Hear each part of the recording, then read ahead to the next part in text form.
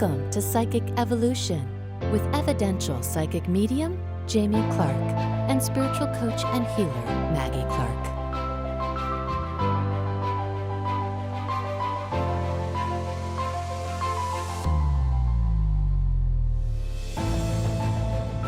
And welcome back to another episode of Psychic Evolution. I'm Jamie Clark. And I'm Maggie Clark, and this is the podcast where you discover the psychic potential within to empower yourself and manifest your psychic and mediumship gifts. And these abilities are so natural. They're supernatural. Oh my gosh, I am beyond excited. Okay, today we have a very extremely special guest. Not only does she love dragons, so she's really cool in my book, but she exercises this psychic evolution mindset in her daily life through meditation, mind-body energy medicine, using her intuition and guidance, healing, and the chakra system. And she is specialized in the chakra system. And she's also an award-winning #1 international best-selling author with 4 amazing books out there that, oh my gosh, 2 of them have the word dragon in the title. So you got to check these out.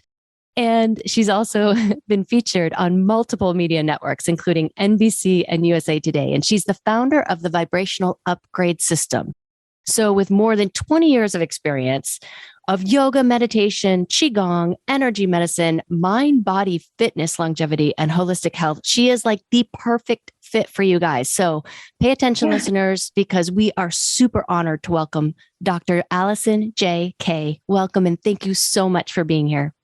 Hey, Maggie and Jamie. I'm glad that we hung in there one last effort and we got it to happen. I can see Dedication. Why. I'm excited to be here. Yeah. And I just went and grabbed a dragon egg. So check it out. Look at how it changes. Yeah. Beautiful. I've not seen that before. If I use it in my hands, it would take longer. That's why I went and grabbed the lighter, but it changes. That's gorgeous. I like the texture shift, man. That's appropriate. Isn't that fun? Now, Awesome. Have you ever been able to make your connections to the dragon beings? Oh, yeah. Vibrational UPgrade System is what I created after the decades of work, much of which you just described, living in Asia for a decade, coming back here, combining my yoga teacher background and my energy medicine background. So I had 5 energy medicine modalities under my belt, including qigong, when I created Vibrational UPgrade System. So I train people in it. The 3rd level is called Dragon Master. The 4th level, these are the most advanced levels too. The 4th level is called Grand Dragon Master. And so the first 3 levels, it's more about how do you contact the light? How do you bring it down? How do you direct it on behalf of helping yourself and others? And then, and I want to get to a point because we were talking about this right before we started to go live. You brought this up, Jamie. It's really interesting. So because they've already worked with me long enough and done enough clearings and activations, I can sandwich these 2 levels in 1 week's retreat that would burn their system if they hadn't already done enough work with me. So the 2nd retreat, so they've now worked with me for 9 months, and now they're going to their next 6-month round of mastermind, including another international retreat. At that level, it's really interesting because this is typically when I have to take, it's relatively consistent. When they're at that level, they've already been attuned to level 1, where they can work on themselves. They can run energy through themselves and only themselves. Level 2 is when they can start going out to others. And it sounds like Usui Reiki, because in part it is. When they get attuned to level 2, and they're going to start taking it from working on themselves to working on behalf of others and serving others, not enough of a shift out of I'm meant to give away, I'm meant to help others, I'm meant to be nurturing with this gift I'm being given of energy healing. I'm a caring, loving person, spiritual. So I want to give this to anybody who will help. And oh my God, I've learned a new tool. Can I share it with you? To non-listening resistant audience, like family, for example. By the 2nd retreat, now they're now going into the 2nd 6-month round of working with me.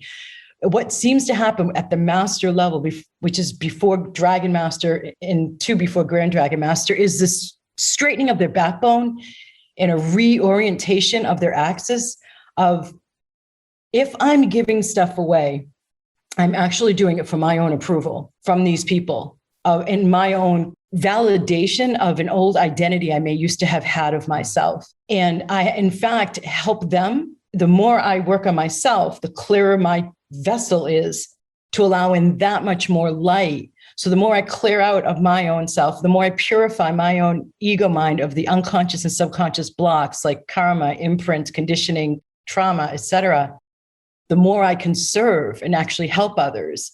So it's so far away from the old conditioning of the oxygen mask on the plane, first for yourself and then others, and you're selfish if you take time for yourself, if you engage in self-care. It's like a galaxy away from that in this understanding of you're actually helping them more the more you help yourself. And in this new paradigm we're in, it's like the vibrational backdrop we're living in now, it's so different, especially after all these years with the internet and the click and instant gratification. So we see something or what somebody else is doing on Instagram, for example, we dig it. We want to get in on how they're living that life. And so we may buy something from them. So it's so much about inspiration. I dig that. I want that for myself instead of the finger pointing, you should do this way. Right? So if we're living our best life, we're bringing in all of our gifts. We're learning how to use our gifts applied in our daily life. We're in this new paradigm, in this new era, we're acting as an inspiration. So it actually is more helpful if we live up to our fullest potential in this new era. It's light years away.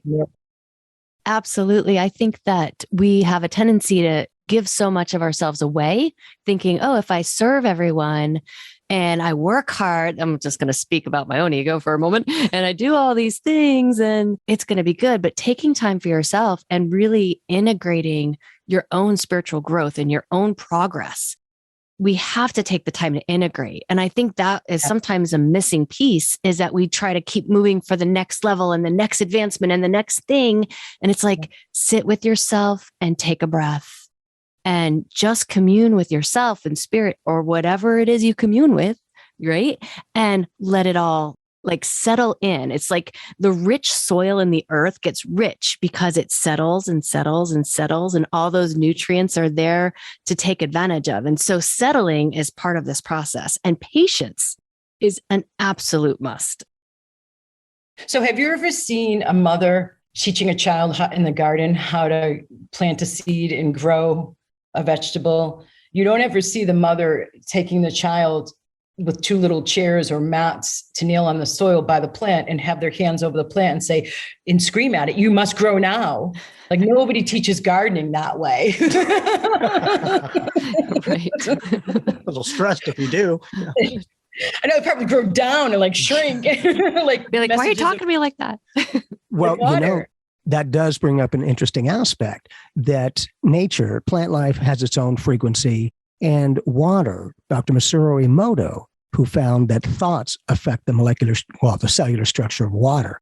And I always say that there's a couple of things that are about 70% water on this planet. That'd be the ocean and the human body. And the brain is almost 80%.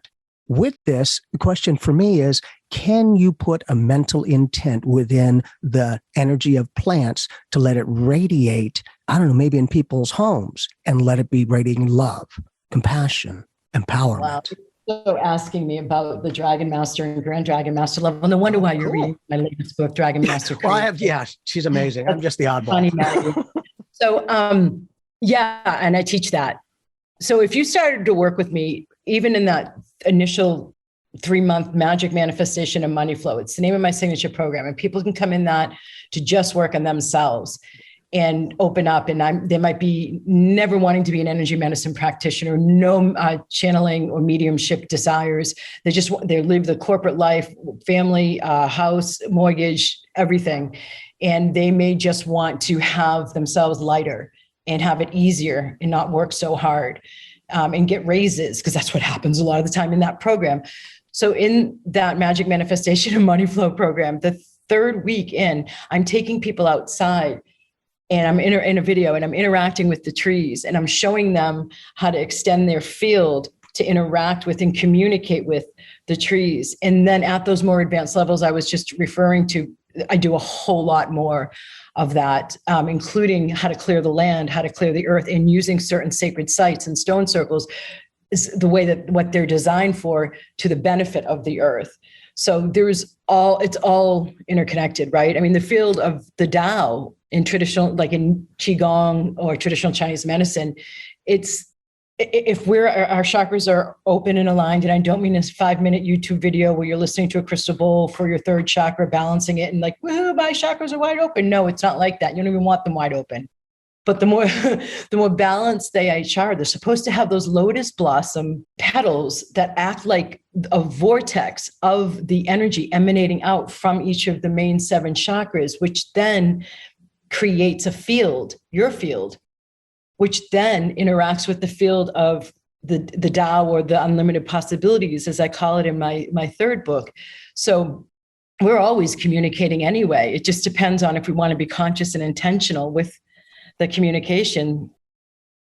That brings up a very good point. At least to me, it takes no more energy to send love and light to a planet or to a person than to the all that is. So I'm lazy. I just encompass all of the universes, the totality and unification of all this stuff to go, well, if I can do it in one shot, why not? Go big. Freaking A, man. Cut down to work time. But it's nice when you get a reaction, because I always say, what are these mantras and meditations manifesting, or why am I doing it? I want the practicality of spirituality. Yes. And that's all that I'm about, as we talked about before we started. If you go to a tree or a shrub, and I did this when I was still in the classroom, I could go into my history and I won't. I was still in the classroom and I was teaching boys at the middle school level in an after school program as the ADD, ADHD phenomena was starting. They did create the drug before they created the diagnosis, which was always interesting to me. So these boys who were on that spectrum, myself and a male colleague of mine created an after school club. And I'm pointing over here because there's shrubbery right here, a hedge.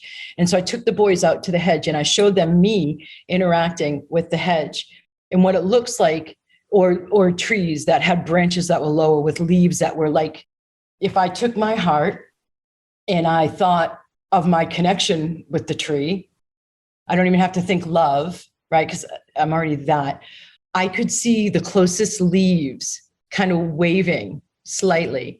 And if there's a wind going on in the tree and the top of the tree or the trees around it, you want to not include that because that's really big. I mean, I've started wind. I'm not kidding, from the little thing, the little waving of the leaves closest to me. But even if you were to do that, you can see it responding to you. You have to stand there long enough and project your heart to it and talk with it, and you'll see it do a little wave. And I think that loving connection is to be able to give that to ourselves so that when we are connecting with other people, we're doing the best we can to radiate that love. Because I found for me that, water structure thing with the mental thought, that I do psychic mediumship, and everyone's a psychic medium. But also, if you're doing psychic mediumship, you're connecting with other people's thought patterns. And if you don't keep your energy, to me, if you don't keep your energy clean, that's when you start to get saturated on a cellular level. Like, I get all tired, and so because this is all I do all day long, I have that primordial flame that keeps me safe, clean, clear. So I'm in this energy all day, but I do not wear other people's energies. Do you give other tools and techniques for people to be in the world, but not necessarily of it, and be so affected by the ups and downs of life? Yeah. I mean, there's so much that you said in there I could go into. At the end of my second book, I talk about my interaction with Guru Dev. He was the guy who founded Kripalu. It was the first holistic yoga center in the United States up in the Berkshires in Massachusetts. Cool. And I went to him after years of running. So I dropped my classroom teaching and administrative career, and I had been doing the energy medicine and holistic health and wellness sessions and life coaching eventually on the side. Took that and made it full time. About 4 years into it of running daily sessions on usually 5 different clients for 90-minute sessions, 5 days a week, 5 years of it. I went to him and I'm like, hey, Guru Dev, what are the effects of running this life force through my vehicle every day, all day? Because he teaches about prana itself, and he does yoga in such a way that is about the prana specifically. So I went to him and he didn't have an answer for me. Instead, he loves body work. And so I ended up treating him with my energy medicine. So we interacted for a couple more times. I think I gave him 3 to 5 sessions. And finally, I asked him, is that life force, the prana or the ki, like is in Reiki, or the chi, like in Qigong, is that vital life force energy basically another way of saying soul force? And he nodded his head and smiled in that typical Asian teacher way. And then I asked him, is that soul force also considered like unconditional love force? And he nodded and smiled again. And there's a name for it, Turiya, in Sanskrit, in my yogic teacher training from India. And I was basically asking him about the concept, the chapter. And I talk about it, and there's a chapter about Turiya. So I feel like the running, there is some impact on the physical body. I feel like when I was addressing that many people's stuff, let's say, in person, because it's less fielded when it's from a distance, or it's remote, or it's online. There's less ego, personality level stuff fielded when it's not in person. I have found that I train my students to understand that as a consideration or a possibility, because the idea is if it's in person, it's more effective. And I actually found because you're fielding less ego and personality, you're actually able to get right to more of the energy with the distant. Yeah. So I'm saying this because there is wear and tear in the physical body, I found, and I ended up more spacey because I had been in that energy all day. So when in other people's stuff, if I was lower energy, then I was more susceptible to not having this emanation, which is a key word here. So the more I build my own life force, and that can be done through certain tonic herbs like adaptogens, reishi mushrooms, a great one, or it can be done through exercise to keep your physical being fit and healthy, not draining high intensity interval training all the time, like sometimes peaceful walks, so slight jogs, not just always pushing it. And so like maintaining the physical vehicle, but doing it in a way that acknowledges that there is a column of light and giving space for that light to come through, with then allowing the space for the emanation is the strongest way to not even have that negativity want to get in, because it's a force field of its own. And Maggie, I have to say this, please, because I love you as the woman of the peer review. Wait a minute. I was the woman last night. I just got the visual of it. I chose not to get the visual. Oh, for God's sake, it's like a shimmery dress, and you have like a boa feathery around, and you have these heels, and your legs aren't shaved, but you have big pearl necklace and big pearl earrings. Yeah, you should try it. It looked good. He takes after his mom on Broadway, Seriously? Work it, girl. Come on. Seriously, mom on Broadway? Oh, yeah. Yeah. She was a dancer, actress, singer, all of that kind of stuff. A lot of fun. Yeah. She lived in. That was an easy visualization. Yeah. I didn't even visualize. I was just playing. But, it was really nice because growing up with my mom, for me, I had many years of complete acceptance for this spiritual stuff.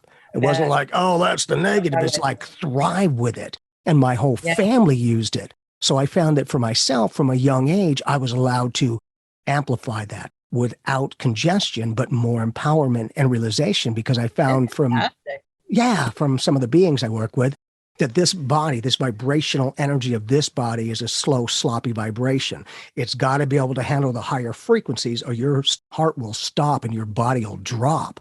So I just find it interesting, but you've been acclimated for many years with that kind of frequency. I'm also lazy. It's like as much as I give, I accept that the universe is giving me even more than what I release. That way I'm never on empty. Yeah, I mean, that's a good savings program. But Maggie, I want to go back to you talking about letting it, what was the word you used? Not still. It was a word that you used about you need the time to let it settle. That was the word. Oh my God, that's the divine feminine. Yes. I mean, that integration time and that stillness time, and we suck at that in the States. Anything else. The last 2,000 years, we've sucked at anything to do with feminine energy, and we're learning how to cultivate the divine feminine. We're learning the power of receptivity. And in all development, whether it's health development, spiritual development, you have to allow yourself to receive. Like you have to think about this. You never take a breath of life. You receive the breath. You just open and you receive it. And so there is a balance between the yin, the yang, the exhale, the inhale, whatever we want to call it, the male, the female. The divine feminine is absolutely imperative because that is the piece that has been not on the forefront for 2,000 years, but it's shifting now. It's shifting to the point where it's making a resurgence. People are like, I am woman, hear me roar. Not only that, but I am a dragon. And most importantly, empowerment energy and embodiment energy. It's not something you can do with your masculine energy. It's not something you can do. It's something you open to. It's something you receive. And this is what I like to teach people, is how to open and receive anything. And it's such a fine art. It's part of the psychic development and psychic evolution, but it's also a part of energy magic, right? Because if you can't open, you can't embody. If you can't receive, you will not be empowered in your life force energy. You have to allow yourself to feel it. Oh, that's feminine. Open to it. Oh, that's feminine. Receive more. Oh, that's feminine. This is not a doing project in life right now. This is an opening, a receiving, an allowing, and a settling. Yeah, beautifully said. I hope. Yeah, I love it. No wonder why you're attracted to my latest book, because it is so much about the feminine. While I work with men, I tend to have a higher ratio of men than women, like in my yoga classes. Traditionally, I have 3 brothers, no sisters. I don't tend to be tomboyish or masculine, but I'm open. I love men. I see their potential, and they have so much pattern-wise they're letting go of too in order to be the divine masculine. But I am so inherently empowering women in the divine feminine that I don't even use it in my marketing. I don't, because it's so much the oxygen of working with me. I am in this role that I didn't even consciously intend, but understanding like the aspects of the divine feminine in a way that is going to help move us forward. Like the breath is invisible, energy is invisible. The earth's sustenance, whilst we could say some of it is visible. I just came back from the UK for 2 months, so my whilst is still present. Please forgive me. The land itself, you can physically see some of it, but the sustenance that a mother's love, unconditional love gives, that the earth gives, that the divine gives, all of this is invisible. And one of the things that I find myself, and I think COVID may have helped with this a bit, but I was saying it for years before that too, is if we're so loud in the head and we're so about doing and action, empowering through all of that youngness, we're missing actually what keeps us alive and able to do the doing. So it feels like in a loud head, you can take so much for granted. In our doing society, you can take so much for granted that you miss the fact that we're actually creating the physical experience from our own consciousness. And that is our empowerment. And that is what we need to be doing now in order to create a better gig for our mama and everybody around us. Not to say we're here to save, but just by each of us working on our own consciousness to be lighter and get rid of that old karma and get rid of that old imprint and that old trauma and that old belief that holds me back, and living in that higher, more inspirational way for ourselves. The vibrational backdrop we're living in now is stronger, right? It's less solid and real. It's less physicalized. It's less 3D. So that means our contribution to that vibrational backdrop is then able to affect more wholeheartedly through the morphic field. So it used to be like 10,000 people from my awakened open heart would get uplifted. Now it's 100,000. There's so much motivational reasons for us to work on our consciousness, and including the receiving of what you want. It gets easier. You don't have to work so hard. Instead of taking 10 steps, you can take 3 steps if they're perfectly timed, or not even perfectly timed, but if you've taken the time to be still and then step out, receive more intuitive guidance, then step out. It's just so much else available now. And going based on the old paradigm and the old tools and the old conditioning is just going to cause people to get their head against the wall. And that brings up an interesting thought that I had. Manifestation, I've learned it's in some of the chakra system. This happens in your sacral chakra or in your womb space, right? Where this is manifestation. It happens in the feminine when you allow yourself to receive. And have you heard this, or have you received any messages around manifestation and what chakras it's connected to? Yeah. Oh, yeah. I mean, you're so funny asking that. No wonder why we were meant to have this interview. I've never been asked this on the hundreds and hundreds and hundreds of podcasts I've been on. My Magic Manifestation and Money Flow signature program that I created. Like, I came back from Asia expecting to talk about spiritual awakening, yoga, holistic health and wellness. And in 2010, people are in front of me at workshops, and they were so in fear they couldn't receive the clearings and the activations on another topic or one of the 3 that I just mentioned. So I asked, like, what's going on here? I asked them, and I'd ask my guidance. And everybody was so worried from the market crash that I became unbelievably, ridiculously, unexpectedly proficient in money block clearings. So as I started to see and hear the effects of them, and I started to understand how easily it seems to be for me to manifest, I was like, magic manifestation and money flow. This will serve. Okay.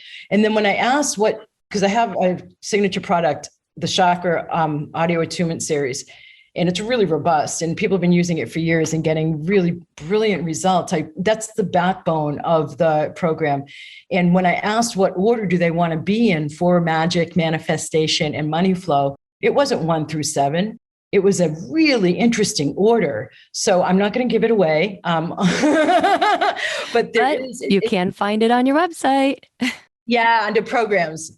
But it's really interesting when it was, because it surprised me. And first, let me just say this. First is about embodiment and knowing that you have the right to be here and letting go of those other lifetimes that may have been more traumatized, and you're happy to be here on earth instead of hovering up above the head, all the way down. And then the next one is opening your receiving. So a lot of people think money is the root chakra only. I actually think the root chakra is less than like the 3rd, the 4th, the 5th. I mean, it's just, yes, I've been given a certain order for the chakras. And I feel like I play it like people will work with in the mastermind level after that first signature program for 3 months, magic, manifestation, and money flow. Well, I'll be like, okay, right now, based on what you're asking me for, why don't you work with 5th chakra, the 3rd, and the sacral?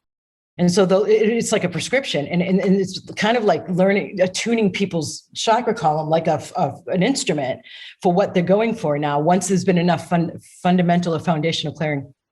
That's great. Thank you so much for sharing Cool. that. I love that. Yeah. I got to get into dragons. I have to get into dragons. I love them, love them, love them. I've been attuned to dragon energy since I was a little girl. I dream about them all the time. They come to me in meditations. Love dragons. So I'll let you tell the listeners, what do dragons represent on an energy level? What you think, if you'll let me. Okay. I do. I'll tell you what I think, but I really want to hear what you think too. Okay. So dragon to me is the highest form of embodied and enlightenment energy that you can attune yourself to in a physical vehicle.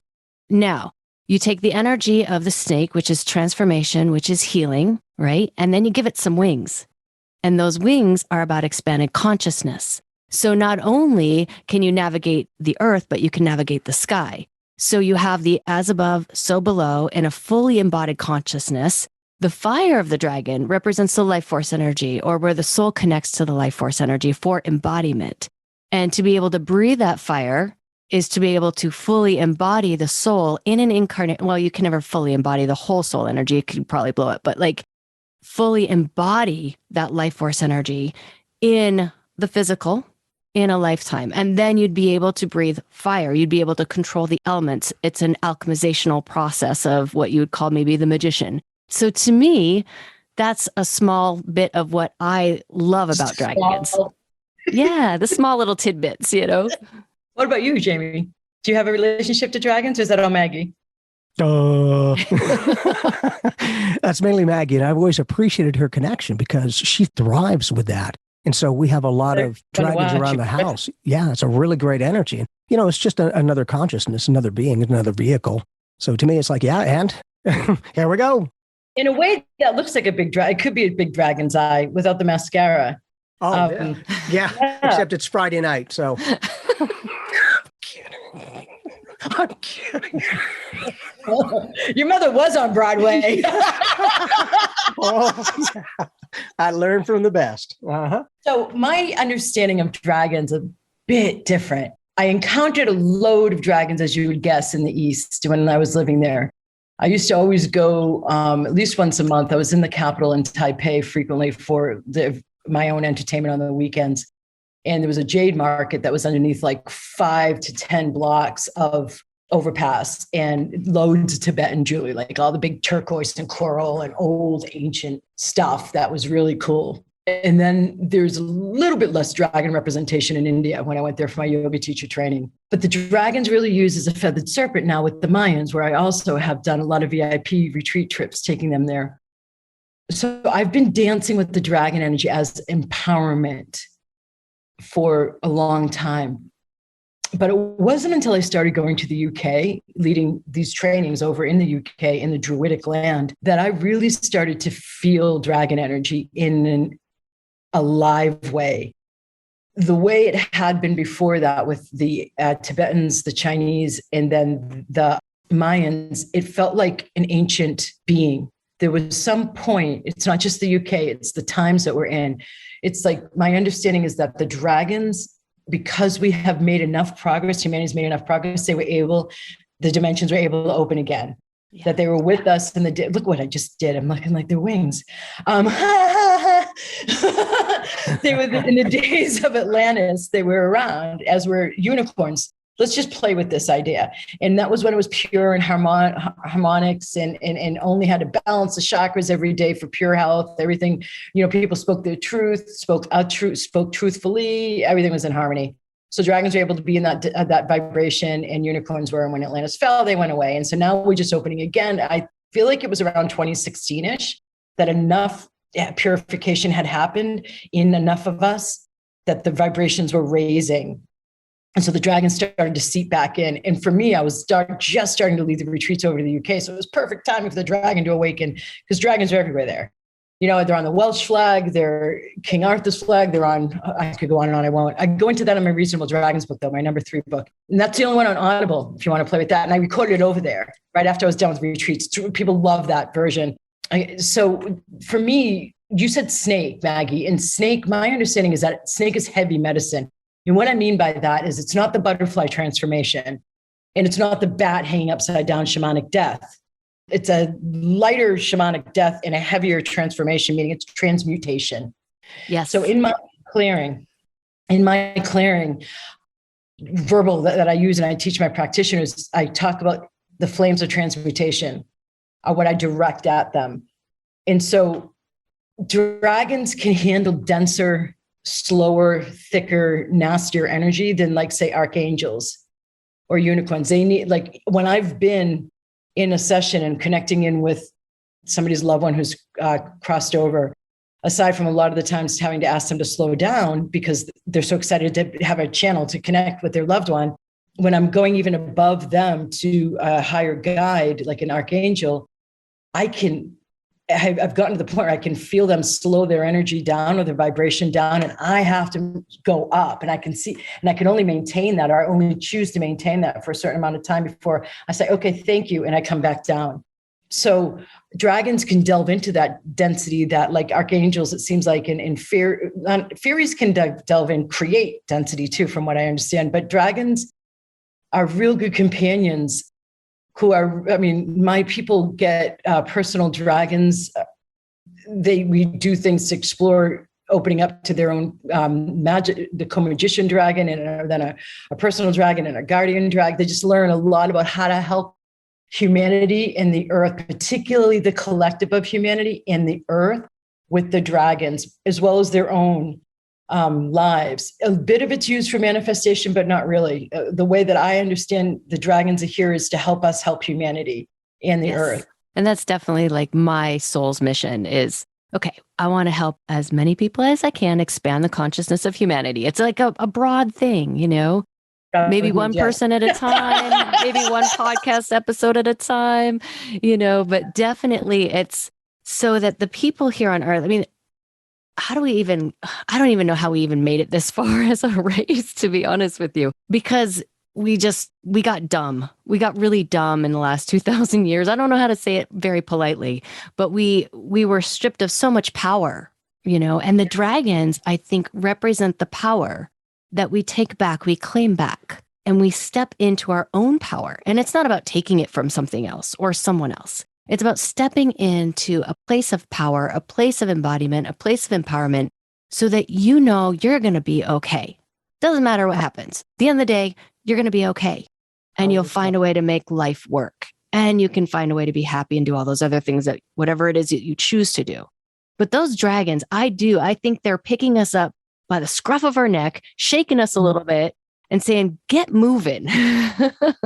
I don't feel like, I don't know. I totally hear you. And I love this conversation, Maggie. I feel like they may not pick us up until we ask. I feel like we have to be of a certain level of purity already, and already of a consciousness that is already aligned with what you just said, helping humanity, whether it's one podcast at a time or however we choose each to do it, but that we're already in that service role. That's when I feel like they come in, like they can't work with somebody who's only going to work with them to manifest red sports cars. Agreed. Yeah, I agree. Yeah, but I don't think they won't pick us up by the scruff. I feel like we have to do that. And it's crazy to me because so many people, to break through the ego, to get to these internal gifts, they require crisis. They won't just voluntarily develop proactively spiritually. They require why did that happen to me? Or let me move out of this physical diagnosis and go get some natural healing, or you know what I'm talking about? I do. Yeah. There's places of activation for everyone. And I think trials and tribulations, whether it's from the past, the present, or the future, those trials and tribulations are the ones that help us grow into who we are, for sure. We didn't need those to grow. I mean, I've been asking this question for years, and I feel like the new paradigm is moving out of the yin yang concept of I only appreciate joy because I know suffering. If we're moving beyond duality, if we're moving beyond polarity with this new paradigm, and we're having the spiritual backdrop, it's our spiritual awakening, 2012 to 2032. Are we still going to be, I don't know that we need that. I've been saying this for years. I don't, you know what I'm asking? I totally agree with you. But I also think that, when you look at the Hermetic principles, you have, the law of gender, the law of polarity, the law of rhythm, blah, blah, blah, blah. You've got the 7 natural laws. When you actually can work with those, you do move beyond the polarization and the dichotomy. And it is about removing polarity and dichotomy within to initiate yourself into a state of wholeness. And I think that's when the dragons show up, is when you get to that point where you're initiating yourself. You're not waiting for something outside, but you got it inside and you're like, okay, here we go. Yeah. With the ability, and each dragon, I believe that I'm understanding, has their own qualities, their own dynamics of how they can assist or contribute. That's what I found. That's an individualized. Can you connect with a being or a dragon that has all of the qualities within them already, so that it just becomes one and not necessarily each one that has to be brought through? From what I have taken in from others, their experiences, and the amount of research I've done, no. But as I listen myself over here, I hear yes. But it's cool. and it's even what you would say. But I feel like we'll get. How do I say this? It could be humans that, with our specialized, Americans being used to a specialist. It could be. But the stuff I'm reading is like ancient Asian lore that I've read about dragons, and so it's like 5,000 years old to understand that this dragon. So if ley lines were originally called dragon lines, and they would build their houses with their roofs in such a way, with the understanding of feng shui, so that they would make sure that the energy could travel on the dragon line. So they would lower a roof, for example, so that they wouldn't interrupt the flow, just like they do in the UK with fairy paths. They would have windows in places, and keep them open so that they wouldn't piss off the fairies. You don't want to piss off the fairies. They're real. They're real. What? They're real. Fairies, elementals are very real. I've seen them. Like, holy cow. You'll have no choice but to go, I don't understand it. I just experienced it. Because for myself, I was sitting in my living room and just relaxing. And then from my right side going to the left is this golden elemental with wings, but it wasn't like it was flying. It just had them hanging down, like the legs too. And I'm like, that's brilliant. So I'm closing and opening my eyes. Oh, I know what you're talking about. That feels like Atlantean, not Atlantean, Syrian. Oh, very possible. But I kept opening and closing, and she was still going. And then all of a sudden, as it got to the left, it disappeared. I was like, holy crap, they're real. Because I've heard elementals and all that. And it's like, yeah, okay. But until you have your own experience, and it's like, well, that's nice information. However, we don't know if it's solid or not. So, it becomes that individualized experience. Not all of us are like that. We know truth when we hear it. We don't have to have our own experience with it. Although I hear you. I'm reminded of the Western American model of I need proof before I believe it. Yeah, you need to go through it to learn. I'm like, really? Do I have to find out if I put my hand in a fire that it will burn it? Really? That's what I was saying earlier. Yeah, exactly. Yeah. So I guess what I was getting at earlier is that before we started cutting them up into different abilities, specialized, they would just talk about dragons traveling on the dragon lines as energy and as clearers in a way. Does that tie into the Egyptian pyramids too, and the alignment of how they were placed? Oh, dude, I talk about this in my most recent book too. It's a whole new field called archeo-astronomy, where they're researching the alignments of stone circles and the pyramids and menhirs and what it aligned to. So why was that? So as they do archaeological digs, or they find these new ancient sites, they just like, do you know Göbekli Tepe over in Turkey? No, not myself. It was recently excavated, and it's pushed humanity's existence back by 40,000 years. It's been how old covered. Are they saying humanity is? Do you know? I don't have a recent update other than it's all over the place right now, because I really feel like archaeology is going through a revolution right now, and they're discovering stuff, and we keep new, and a lot of it is in the Mediterranean area, as you bring up Egypt. So and there's a lot of understanding as they excavate these new places. They look and check, what did it align to? I take at the Dragon Master level, on the retreats we go to in the UK, I take my students to a stone circle that has a central stone that was intentionally planted like at a 45 degree. It's not tilted. They've done measurements to see it was planted to be at a 45 degree, and it actually points right to the Pleiades. Nice. Kind of a nice reminder right in our face to go, are we paying attention?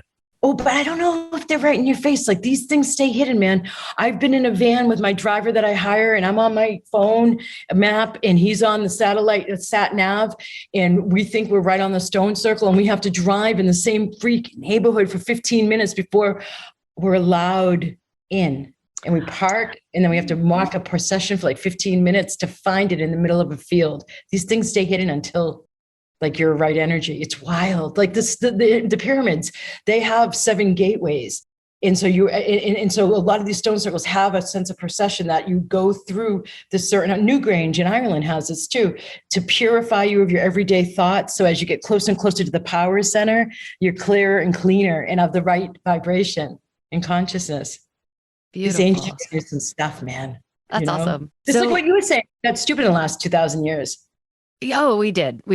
I mean, but when patriarchy took over and the feminine was crushed and your sexual energy was horrified, I mean, it just stripped people of their own energy, their own power. They couldn't connect. They were just ashamed or guilty or whatever. We could go on and on about that, but we don't. Doing my first book, I trace it back to exactly what you talked about. I didn't even know I was back to that. Yeah.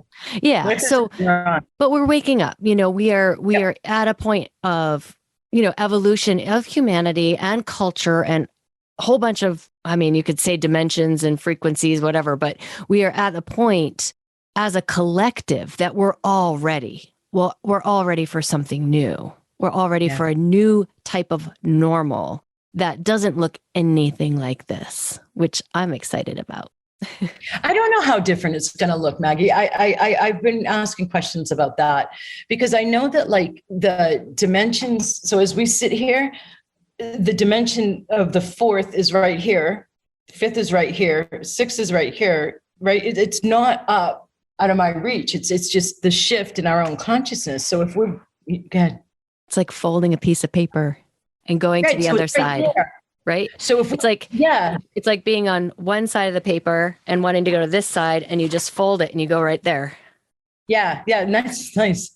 So if it's right there, and we're bringing it in more to right here, I don't know how different it's going to look. It's going to feel different. We're going to be able to do different stuff. Mm-hmm. Which will create a new look. You function from that higher frequency, that patterning, and start to realize that, for me, what we think about and our attention to those thoughts creates vibrational patterns of connection. So it'll bring you the people, circumstances, and experiences.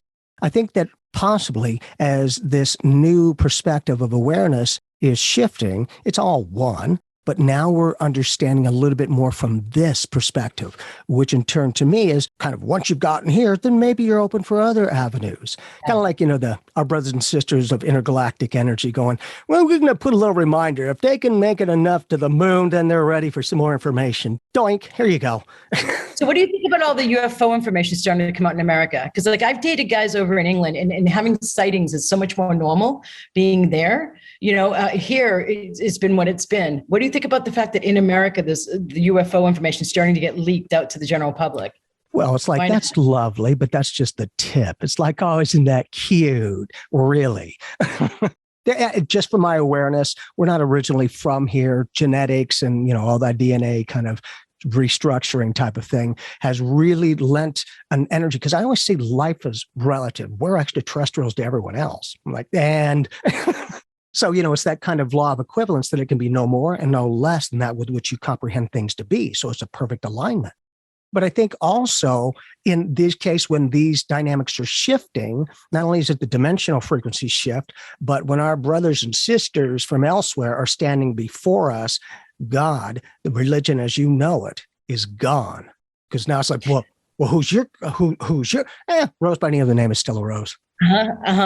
And so these ancient sites, they're starting to help with understanding our origins. Like they talk about a part of Peru, they talk about a part of like Göbekli Tepe, maybe like the alignments with Sirius of all of Egypt. Like if you look at Isis's name, Sirius is in there. Right. Are you serious? No, I'm kidding. So like if we do the origin stuff, I don't think it's beyond question, but I find it interesting that at the mainstream level, the government in America is just now starting to trickle it out as if we in the collective psyche of the mainstream couldn't accept it. They were afraid of, I don't know, blowing our minds. So if you look at like our society in the mainstream, you can see the effects of the awakening to how much more of life is actually going on while we're doing what we're doing, So it's like we're leading the way and rooting it more in the right direction rather than just for pure entertainment. Absolutely love talking with you. Not only do we love the dragons, but we could talk for hours about energy, frequencies, dimensional mergings, whatever we wanted to talk about. So please check out Alison J.K. on our website. We will have links in the show notes. Vibrational Upgrade. Go on Facebook, find the free group, Vibrational Upgrade, and then add a .com, and that's my website. And then Alison J.K., 1L for Alison, J is a middle initial, K-A-Y on Amazon, because there's an Alison K who writes about Not What I Do on Amazon. So throw the middle initial J in there. Yeah. Awesome.